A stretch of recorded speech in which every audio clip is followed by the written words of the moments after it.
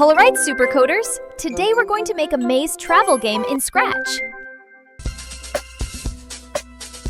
Look, I already have a maze ready here, and guess what? We're going to help our hero Kelsey travel through it. But wait, every maze needs some rules, right? The trees will act as the walls, and only the door will let Kelsey escape to the next level. We need the sprites, Kelsey, a tree, and a door. And make sure each sprite is resized small enough. Okay, let's start coding. Click on Kelsey and drag out the Move 10 Steps block. See? Kelsey walks forward 10 steps. Nice! But right now, she only moves in one direction. Not fun yet, so let's fix that. We want Kelsey to move with our arrow keys. When we press the up arrow, Kelsey should move up. When we press the down arrow, Kelsey should move down. Left arrow goes left, right arrow goes right. Easy peasy. For that, grab the When Up Arrow Pressed block and put the point in direction 0 on top of Move 10 Steps. Now press up. Woohoo! She's walking upwards! Let's duplicate this code for down, left, and right. Change the direction each time so Kelsey faces the right way.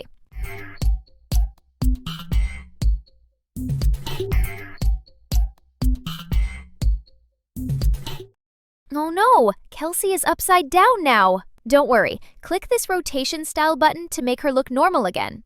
Perfect! But what about the walls? We don't want Kelsey walking straight through the trees. That's cheating. So let's add an if touching color green block.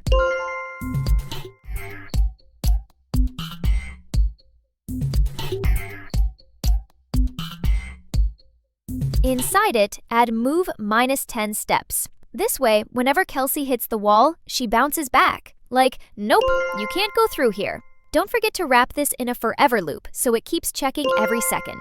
And of course, always start with when green flag clicked. Let's test it out. Yes! Now Kelsey can walk around the maze without sneaking through the trees. But hey, what's a maze game without treasures to collect? Let's add some stars. Pick the star sprite.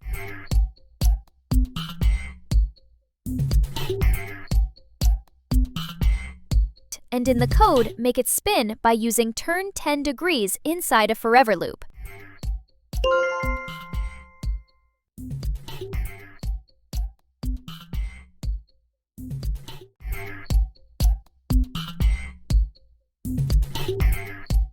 Add a when green flag clicked on top, so it always spins when the game starts. Now, when Kelsey touches the star, we want it to disappear. So inside an if touching Kelsey block, add hide.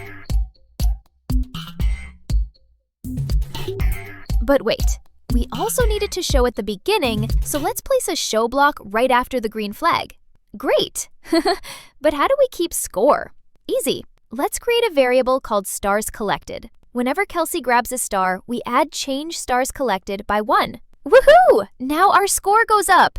Let's duplicate the star 3 times and place them around the maze. But don't forget, at the very start of the game, we should reset the score. So add set stars collected to 0 after the green flag. Now comes the exciting part, the door! At first, we don't want players to see the door. So in the doors code, add hide after the green flag. Then add an if stars collected equals 3 block. Inside it, put show.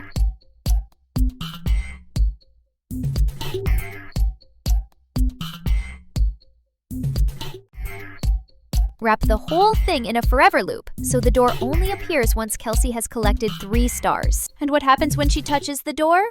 That's right, she goes to the next level.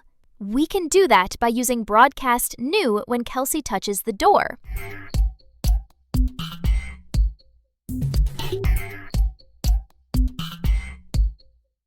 In the new maze backdrop sprite, add when I receive new, show. Also, don't forget to hide it when the game starts.